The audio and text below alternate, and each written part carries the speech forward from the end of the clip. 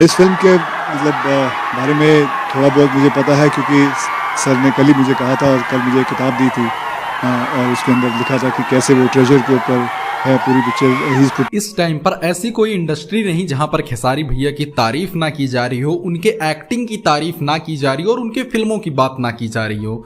जी हाँ दोस्तों, जैसा कि आपको पता होगा कि खेसारी भैया ने आज से लगभग 20 दिन पहले अब तक की भोजपुरी की सबसे खतरनाक फिल्म डंस का टीजर रिलीज किया था और तब से ये फिल्म बहुत ज्यादा हाइप में चल रही है। लोग इस फिल्म के बारे में बात कर रहे हैं कि भोजपुरी इंडस्ट्री में भाई ऐसी भी कोई फिल्म आ रही है।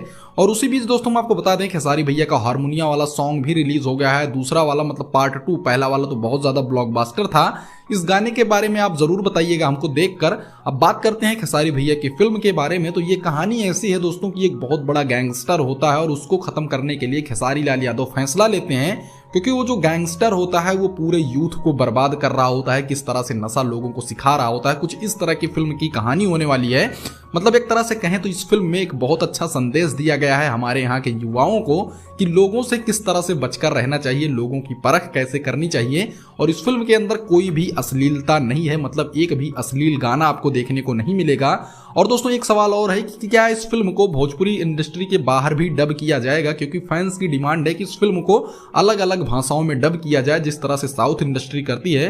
वैसे दोस्तों आपको क्या लगता है, क्या इस फिल्म को अलग अलग भाषाओं में डब करके रिलीज करना चाहिए जिससे हमारी भोजपुरी इंडस्ट्री का विकास और तेजी से हो? इसके बारे में आप क्या कह रहे हैं हमको कमेंट जरूर कीजिएगा।